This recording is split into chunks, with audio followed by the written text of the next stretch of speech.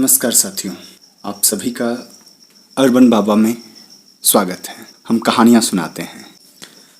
आज की ये कहानी अगर आप सुन लेते हैं तो आपको कोई धोखा नहीं दे सकता है, क्योंकि आप चीज़ों को बहुत अच्छे तरीके से समझने लग जाएंगे। आजकल देखते होंगे कि आप हर किसी को आगे बढ़ने के लिए कोई एक के कंधे पे, कोई एक के सर पे चढ़ के सब भागम भाग में हैं कि जल्दी अमीर बनें, जल्दी आगे बढ़ें, जल्दी सम्मान पाएं, जल्दी समाज में स्थान पाएं। और इस दौर में कई बार ऐसा भी होता है कि लोग आपको अत्यधिक हानि पहुंचा देते हैं और आप जितना अधिक जिस पे विश्वास करते हैं वो उतना ही अधिक आपको चोटिल करता है। तो आज की कहानी उसी पर है आधारित। एक कहानी है उत्तराखंड की। एक संत अपने यात्रा को समाप्त करके रात्रि विश्राम के लिए मठ की तरफ जा रहे थे। तभी देखते हैं कि एक युवक पहाड़ की ऊंची चोटी पर खड़ा हो प्राणांत की कोशिश कर रहा है, अपने प्राणों को अंत करने की कोशिश कर रहा है। तभी संत को आभास हो गया और वो उसके पास जाते हैं और कहते हैं, बेटा आगे कहाँ जा रहे हो? ये रास्ता तो यहीं ख़त्म होने जा रहा है। तो व्यक्ति बहुत ही झुंझलाता है और कहता है कि मेरी ज़िंदगी है, मेरा प्राण है, मैं क्या करूँगा नहीं करूँगा वो मैं तय करूँगा।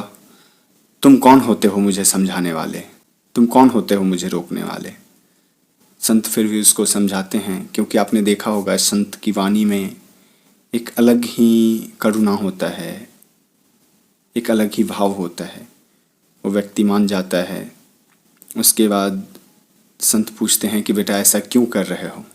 तो उसने कहा कि इस दुनिया में सब ने मुझे धोखा दिया है, किसी ने मेरा साथ नहीं दिया। जब भी मैंने जिसको साथ दिया है सब ने मुझे ठगा ही है। तो संत मुस्कुराते हुए कहते हैं, बेटा तुम भी किसी को ठगे होगे, ये कौन सी बड़ी बात है?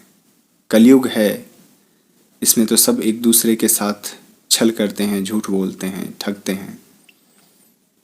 तो वह व्यक्ति कहता है कि आप मेरे पूरे समाज में, पूरे गांव में पूछ सकते हैं, मैंने आज तक किसी को कोई नुकसान नहीं पहुंचाया। और फिर संत कहते हैं, मैं कैसे विश्वास करूं? मैं विश्वास तभी कर सकता हूं जब तुम मेरे साथ चलोगे। और वो संत के साथ चलने को तैयार हो जाता है। फिर संत उसको मठ में लेकर जाते हैं। जब वह मठ जाता है तो अगले दिन संत उसको कहते हैं कि भिक्षाटन के लिए जाओ, भिक्षा लेकर आओ। अब जो सामान्य व्यक्ति होता है उसको घमंड इतना होता है कि वो भिक्षाटन कैसे करेगा। आपको पता है संत परंपरा में भिक्षाटन क्यों करवाया जाता है? ताकि आपका घमंड खत्म हो जाए। और ये संत परंपरा की, सनातन परंपरा की, या फिर सनातन परंपरा से जो एक संप्रदाय निकली है, बौद्ध संप्रदाय है, उसमें भी भिक्षाटन का मुख्य यही कारण है, ताकि आपके अंदर जो ईगो है वो ख़त्म हो सके। आज आप लोगों को समझ आया होगा कि भिक्षाटन क्यों करवाया जाता है। क्योंकि जो व्यक्ति भिक्षा मांग सकता है उसके अंदर घमंड हो ही नहीं सकता। तो संत उसको कहते हैं कि आज अगर तुम भिक्षा मांग कर ले आए तब मैं तुम पर विश्वास करूंगा कि तुम कुछ कर सकते हो, तुम सत्य बोलते हो। वो व्यक्ति गया और भिक्षा लेकर आ जाता है और गुरु के चरण में रखता है और कहता है, ये लीजिए मैं भिक्षाटन करके ले आया, अब तो आप मुझ पर विश्वास करते हैं। संत ने बोला कि हाँ, अब मैं तुम पर थोड़ी बहुत विश्वास कर सकता हूँ। और ऐसे करके क्रम चलता रहता है। एक दिन सभी संत यात्रा पर जा रहे थे, तभी भालू झपट पड़ता है और कई साथी घायल हो जाते हैं। और ये व्यक्ति, जो ये युवक था, वह किसी भी तरह जो संत थे उनको बचा लेता है। इसके बाद संत बहुत प्रभावित होते हैं और कहते हैं कि अब तुम हमारे विश्वास के पात्र हो गए हो। और संत उसकी खूब तारीफ करते हैं।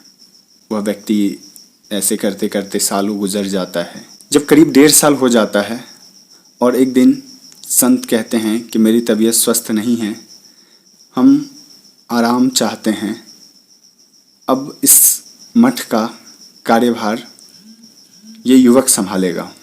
सब लोग सहमति बना लेते हैं। संत का काफ़ी समय तक स्वास्थ्य खराब रहता है। अब यह देखने के बाद उसके मन में ये चल रहा होता है कि अब तो मैं मालिक बन जाऊंगा, मालिक बन जाऊंगा, मालिक बन जाऊंगा इस मठ का। वो मालिक बनने के चाहत में वो ख्वाब देखना शुरू कर देता है और ख्वाब देखते देखते कुछ महीने बीतते हैं।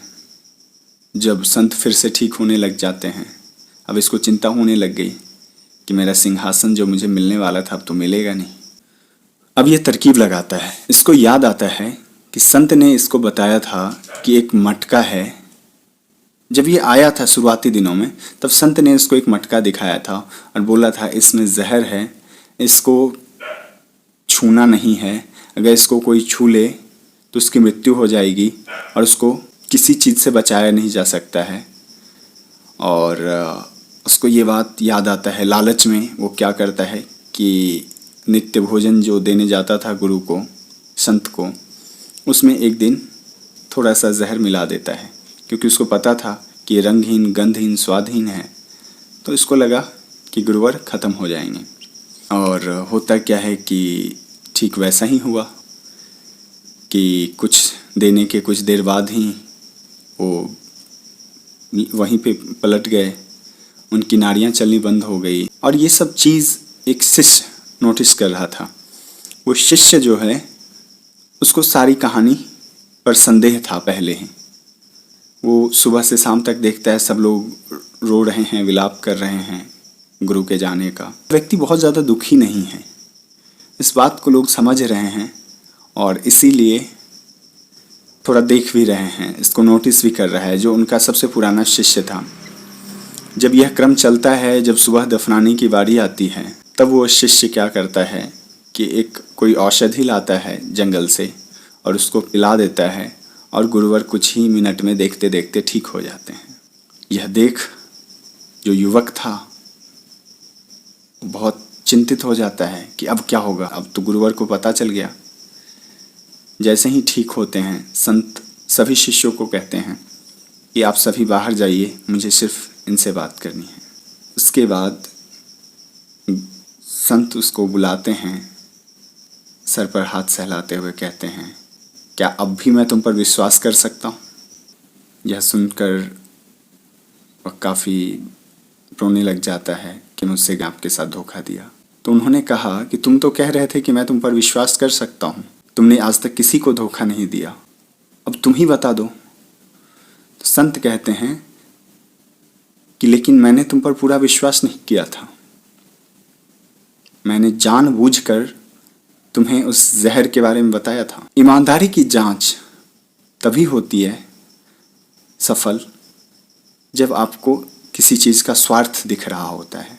अगर उस वक्त कोई व्यक्ति ईमानदार रहता है, किसी चीज़ को पा लेने के बाद अगर कोई व्यक्ति ईमानदार रहता है, जैसे नेता होते हैं, नेता अगर सत्ता में आ जाने के बाद अगर ईमानदार होते हैं तभी वह ईमानदार माने जाते हैं। विपक्ष में तो सब ईमानदार रहता है, क्योंकि आपके पास कुछ होगा नहीं तो आप क्या ही बेईमानी करोगे।